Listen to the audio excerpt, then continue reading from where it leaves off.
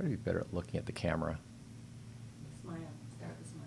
We need to put a poster behind it of like Satoshi. So you're smiling the whole time?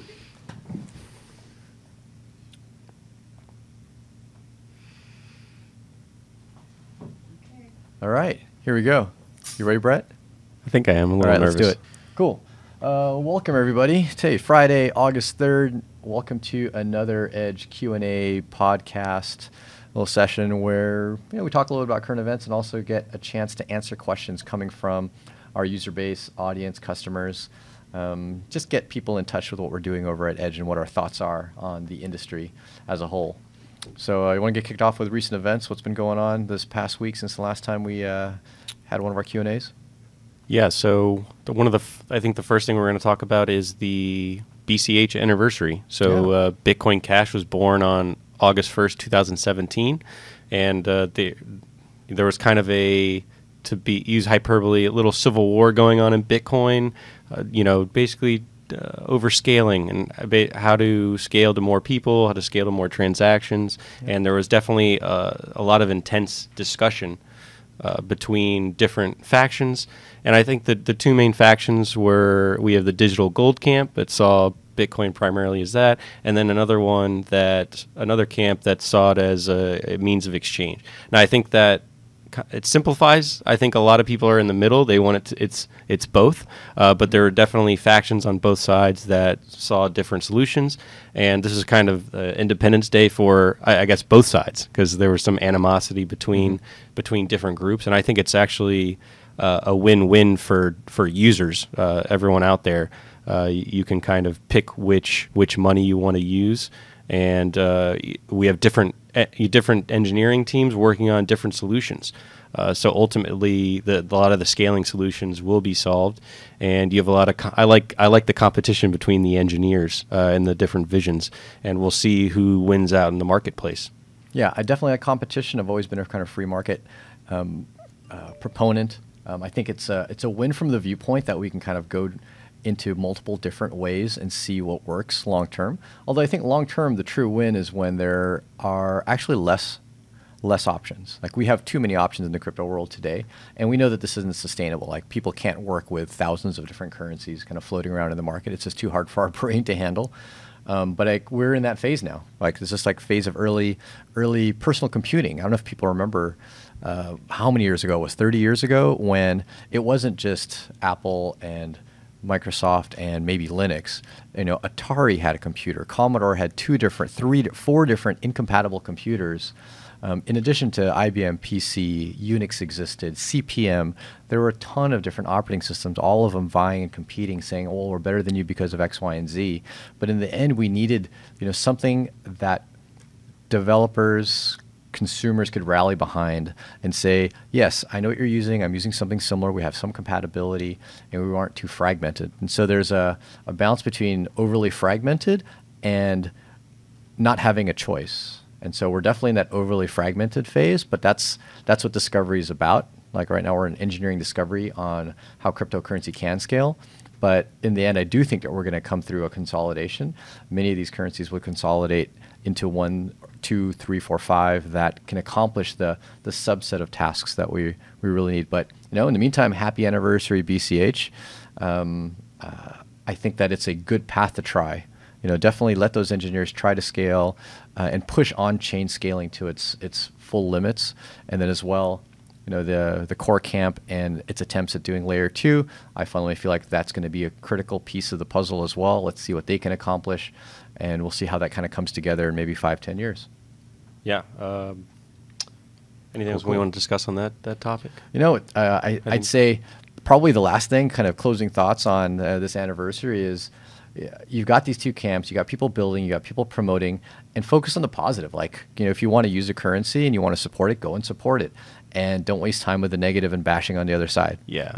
And so just build what you think is powerful, build what you think is going to work. At some point it might come together. It doesn't seem like we're there yet. But yeah, just focus on that, on the positive aspects of what you believe in and what you're trying to promote. And if you're going to be critical, be what I call, critical constructively.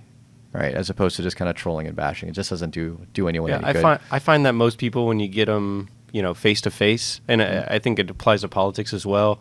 What you hear is a lot of loud voices on the polls on each side. Where most people are kind of in the middle. They're not, they're not too dogmatic, and they're open to a lot of different things.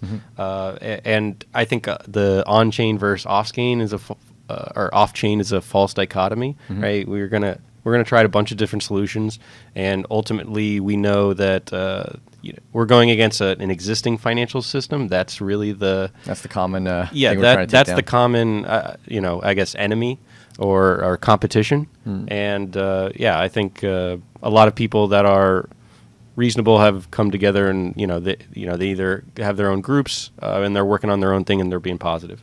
Cool, All right, cool. so let's move on to the next topic.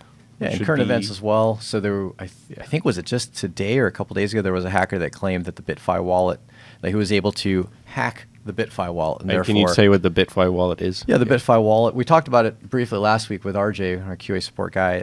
It's a wallet that was launched and I guess backed by or kind of touted by McAfee as being unhackable, which I think is one of the most dangerous claims to make. And I fundamentally disagree with the term on many levels. But a hacker came around and said, yes, I was able to hack the BitFi wallet. Now, what exactly does that mean?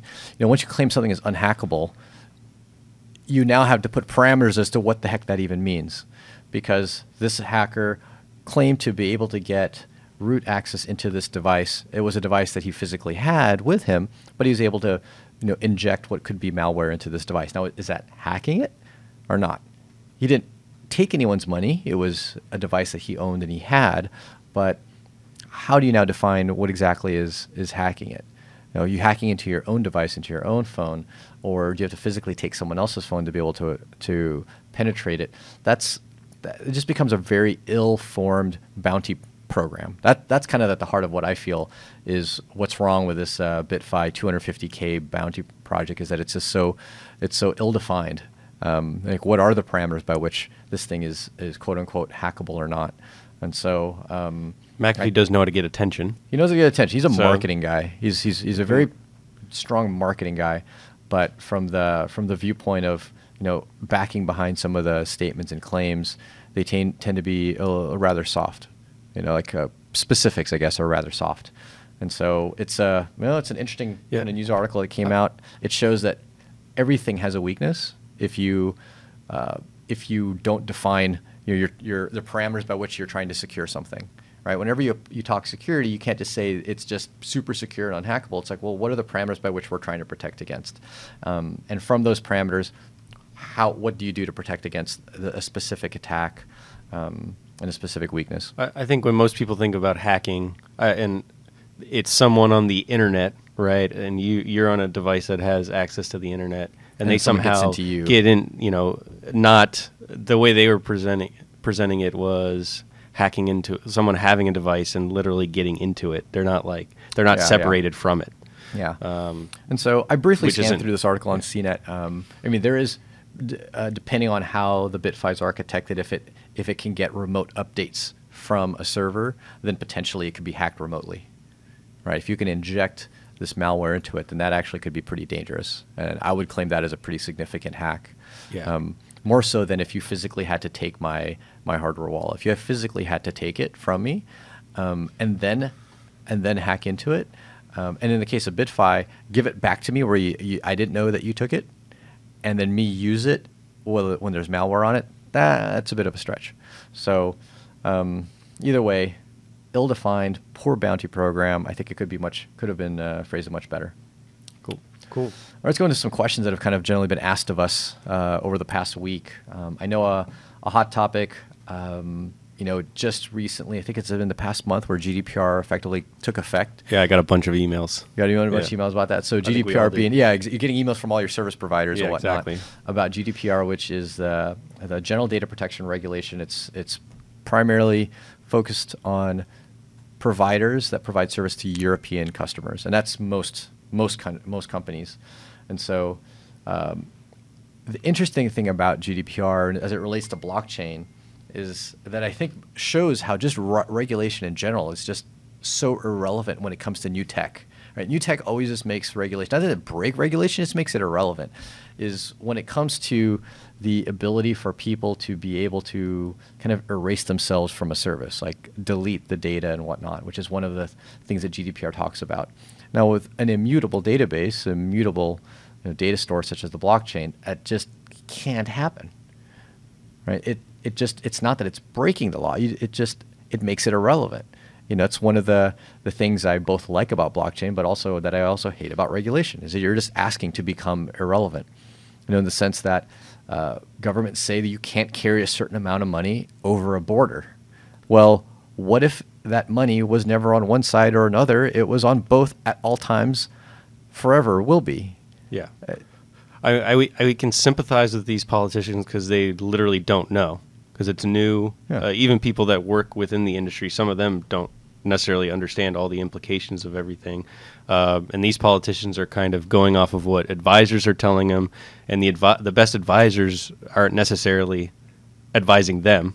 They might be working in the industry, and they're trying to protect the consumer, but ultimately, or I should say, in theory they are. Right. But ultimately, like you said, a lot of this stuff becomes irrelevant when you actually get into the nature of it, and then trying to, I guess, delete data from the Bitcoin block. It can't be done, and Bitcoin isn't a company that they're kind of, I think, modeling their regulations after. Because I think what they're really afraid of is like Facebook and Google and all the other applications and companies that, Yeah. I mean, the business model of almost everyone on the internet is gather everyone's data, get scale, offer free services, good services, and get all their information and sell it. And there's a lot of pushback against that. And I think the things that we're doing as a company, as in, I should say, what we're refraining from doing, taking information, is what people need to be start to doing. And regulation really isn't going to stop that. Right. And I think that's the value of this type of regulation. It is that it at least is trying to achieve some kind of common good for the user, which is to not put data in the hands of millions and millions, take data from millions and millions of people, put it in the hands of a few very large companies who can easily compromise it. And so it's trying to protect the user, but it's just simply, it's overarching, which is, I think, the nature of most regulation, is that you write it very vague so that someone doesn't end up having a loophole around it. But in the same sense, you wrote it so vague that now you apply it in ways that don't make any sense. And since they don't make any sense, people just simply write off the entire regulation as well. This whole regulation doesn't make sense. So now they've blanketed it to, any type of service needs to be able to delete the data that a user has. But then, if you're providing access to a blockchain, well, you can't delete that data. And so now that becomes irrelevant. Well, admittedly, I would appreciate that coming from a consumer of an app like Facebook. Yeah, if I wanted that data gone, yes. But realize that most of this GDPR, though, unlike the crypto and blockchain space, is very based on trust. I'm still really, really much trusting that Facebook will do what they say they're going to do, which time and time again, the larger the company, the less that you can trust that they do what they say they're going to do, if it's not in their financial interest. Exactly. Yep. Cool. Interesting other stuff that has come across our plate, and it's kind of semi-current events, some semi-questions that we've been asked, but we've been asked about our thoughts about this new news about the Starbucks and Bitcoin and New York Stock Exchange and this new company Bakkt, which is just got announced was being both backed by Microsoft and I think Starbucks, if not the New York Stock Exchange as well. And what are our thoughts and take on what will this do for the cryptocurrency industry? Yeah, so I think for a lot of people, that aren't totally into the space all the time, a lot of this stuff isn't real because they don't see it, kind of manifested at a store. And since, in developed countries, the consumer economy is very important to just employment growth. It kind of drives our economies. And having that visual, or people knowing that Bitcoin is actually accepted by Starbucks and, maybe Microsoft's involved, that's a lot of good social signaling that, hey, this thing is actually around and can be accepted for payments, right? I think it's really good for, I guess publicity. It doesn't really I don't know if it'll drive a lot of price movement, but you can see, and I think we've seen even though there's been a huge price decline, right? And the media loves to call, the death of crypto or Bitcoin or whatnot. But we see a lot of players, and Starbucks and Microsoft are the latest ones. A lot of people positioning, either buying companies, starting companies like this one, Backed. That's the latest one. There seems to be a new one every week. But we see a lot of people that would be considered traditional, or maybe didn't even like Bitcoin before, are really not only more favorable to it, but investing in companies or starting companies to accept it. And I don't think Starbucks will hold it. A lot of companies they might want the press release or something like that, some type of new buzz, because every corporation wants you to know that they're still there and they're innovative and whatnot. But it's very important as a visual overall, and making it real to people. I think it helps branch out into the mass market from the viewpoint of, is this what I would define? Is this what I would define as crypto adoption, crypto achieving the mass market? I would say very, very far from it. This is kind of a media tool. This is a way to get visibility for those large companies as being kind of forefront and thought leaders in cryptocurrency, when really they haven't shown that. It's ironic as well that whenever I give a how-to, a primer, a 101 on crypto and blockchain, one of the first questions I get is, I don't get how it has value. How does Bitcoin have value what is it backed by? And my number one response is, it has value because it's not backed by anything. And then you have this company that's creating all this PR, and their company is called Backed. The reason cryptocurrency has value is because it's not backed by anything. And we can finally have a crypto that doesn't require a third party, because as soon as you're backed by something, you need a third party to back it. So why call yourself backed? Because you're trying to appeal to the entire ecosystem of financial products that are always backing something else or being backed by something else. And so it does bring visibility. It makes people aware of the word. Now Google searches go up for the term cryptocurrency and Bitcoin and whatnot. So sure, I'll take the dumb money, have come into the crypto space and invest in Bitcoin, because that's going to fund a lot of the effort to build out the real ecosystem of things that aren't backed. And that's what effectively excites me. So I define success in our ecosystem as being able to transact anywhere in the world without permissionless, right? Without permission. And in order to do that, you can't go through a backed service and a backed middleman. And so it's interesting and not in my take. It's good news to chat about. It makes for some podcast material and whatnot. But I don't foresee Starbucks accepting Bitcoin. I don't think you're going to take your Bitcoin wallet and send it to Starbucks. And if you somehow did, I'm almost certainly they're not holding it. It's going to get converted using a payment processor that maybe is this company backed to turn it into US dollars. Yeah. So it's, once again, good, interesting media. Yeah, it is. It's for people that are in it every day like us. It's not as interesting when you get into the details of it, but it is for the ordinary consumer, where this might be more important. Where they're not as deep as seeing some of the infrastructure being laid or some of the new plans being talked about. But this kind of brings it into the mainstream consciousness, and they get to kind of chew on it, and they know it's not dead. Yeah, I think in a similar announcement, we had gotten a question about what we thought of the MasterCard announcement. Like MasterCard was going to go crypto, and people asked us any idea how is that going to work, and what does that even mean for them to go crypto? I mean, we do have debit cards, Visa and MasterCards. Been using it for years, crypto, right? Yeah, and I think Kylan here in our backstage studio here has got some tools to be able to use crypto via kind of legacy systems. So what does it really mean for kind of MasterCard to now support that? I don't have the crystal clear understanding of that, but the one thing that could make it different than what we've seen in the past, in the past when we see crypto Bitcoin debit cards, they're typically a debit card that you fund with crypto, but then it's just dollars after that. Yeah.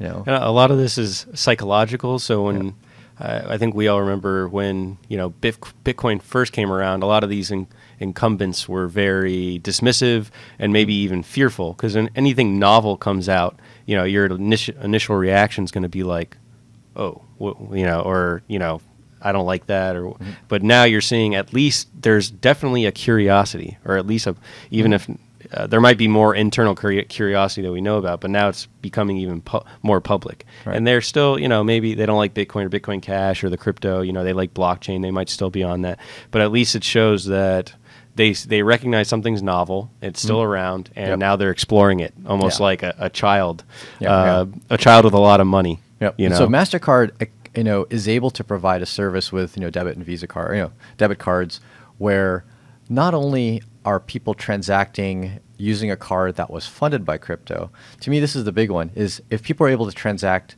denoted in crypto amounts, because that hasn't existed before. Like, you go to a cafe and you use your Shift card or your WageCan card or whatnot, BitPay's BitPay. card. It's dollars that's being quoted. It's dollars that's showing up on the little pad, at the coffee shop. And when you swipe the card, it's dollars getting taken from the card. And maybe somewhere in the background, Bitcoin's getting converted to dollars. But it's always dollars getting flowed across. If that now can get communicated as an amount in crypto, that to me is actually a significant step That's forward. huge. That's a huge step That's forward. huge. And that's huge because now you don't have this conversion to dollars in order to make that transaction. Now, it's still fully custodial. It's still like, oh, there's a crypto bank sitting here somewhere and it's transferring crypto to another crypto bank somewhere, probably via debt, and it's not actually on the chain, Yeah. whatnot. But the user doesn't need to know that. The user doesn't necessarily. It's almost impossible for it to be any other way, right? You're Yeah. using a credit card. That's how credit cards work. But to actually take the price being denoted in that, what that actually does is keeps crypto denoted in crypto, meaning that there isn't a sell of that currency happening somewhere in the background, right? Yeah, and that I think is the important. And that piece. cements it as money. It Right? cements it as- That whole yeah. process is because that person is storing the money as a Correct. store of value. They're using it as a method of payment, medium of exchange, Yep. and then they're also using crypto as a unit of account. Well, they're not actually using it as a method of payment. Ironically, they're using Why not? they're using credit card, Okay. Mastercard network Okay. as a method Yeah, of yeah, payment yeah. because You're crypto right. has its own payment network and it's not being used in that manner. And so there's an aspect of moneyness. You've heard the term Yes. moneyness. How It's money is on a something. it gets us closer. It gets us. Yeah. It gets us closer in one way and further in another. So it's, as a payment mechanism, crypto actually lost as a payment mechanism, but it's gaining as a unit of account. The unit of account is the one thing it's always been terrible about. Yes. All of our exchanges of crypto have always been denoted in some other fiat amount. And right now, when you use a Visa MasterCard, the fiat amount is not just dollars. It could be a euro transaction, it could be a peso transaction. MasterCard supports a bunch of different currencies, but no crypto. So for it to accept a crypto means that on both sides of that transaction, they will have to have crypto or risk the volatility of getting it, in order to make that transaction happen. So it is kind of a big deal. But realize it's not the pure vision of crypto, which is that permissionless transfer of value and holding of value. No, but the bridges are important. You're not there at the mainland or the new world yet, but there have been bridges built and more are being built by even bigger players now, and it's definitely not as fringe as it was before. Yeah, for sure.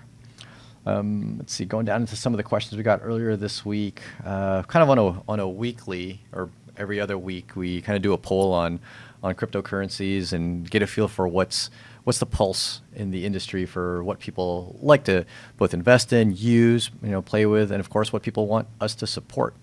So the latest poll I think we'd thrown on there, EOS, Doge, Decred, and Digibyte. Oh wow, Decred really.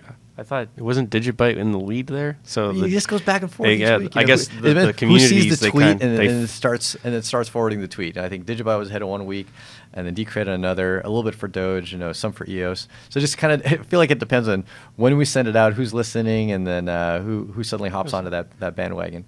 Go down so- the list on each coin on what they're trying to do.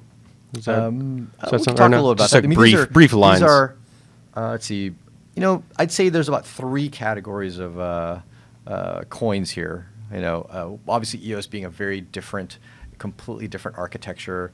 In some ways, not even really like blockchain proof of work based at all.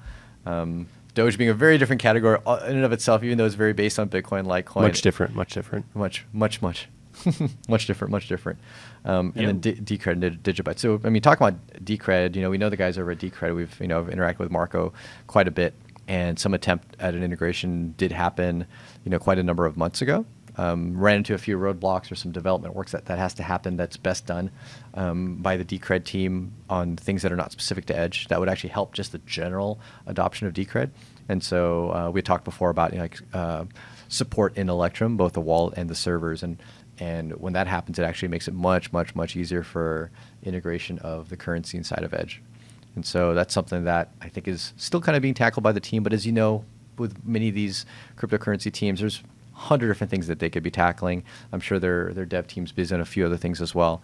But that's something that we'd love to see get taken care of, and then our site can get taken care of and get Decred activated. Yep. On the EOS side, we've had that kind of go up and down as far as demand. Obviously, with a lot of the, I don't call it turmoil, but controversy around EOS, I think the demand is kind of at current low as the price is kind of at a current low. But ironically, I remember this same thing happened with Ethereum. Yeah. Right. It kind of had its big hype moment, and went ICO, and then it kind of barely launched, and it just kind of tanked, and was like, what the heck are we doing with this thing? Like, what's the purpose? Before it really ramped up and spiked. And so I think that's kind of the phase that EOS could be. It's got to figure itself out a little bit and find its good use cases. But it is a fascinating concept on how to fund transactions, without cost.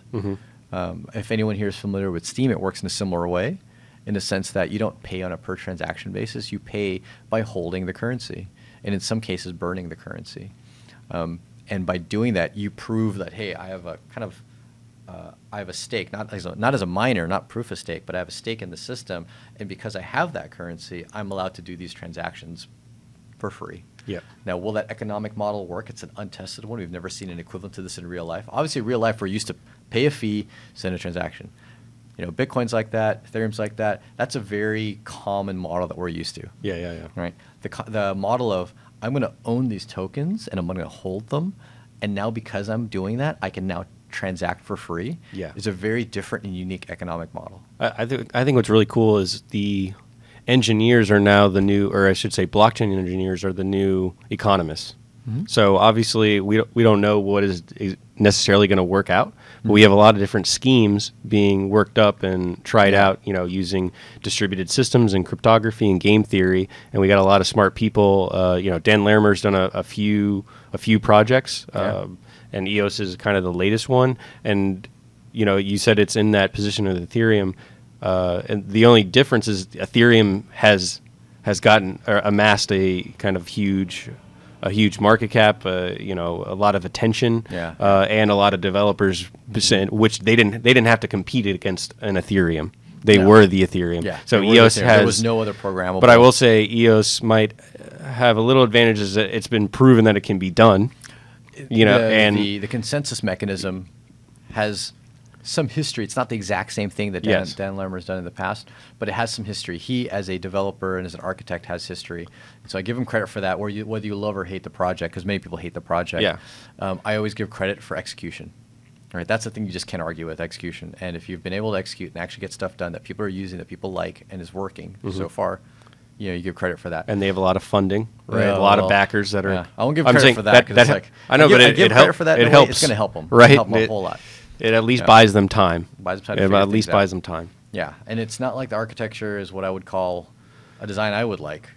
There's definitely some flaws in my view, but the market let the market decide. Right. Yeah. We're not gods. Yeah. Yep. And as far as integration, it's the thing we're looking at, and a lot of these are once again determined by the effort, the engineering effort involved.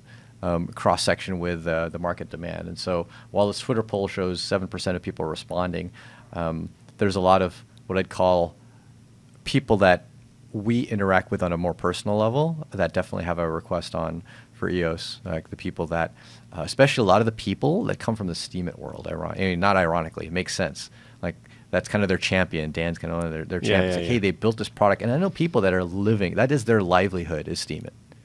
That is their, instead of being a YouTuber, instead of being a blogger, they're a blogger on Steemit. Right. Yeah, it's changing the nature of work. It totally all is. this stuff. It's almost like a completely new position, and it's a new career.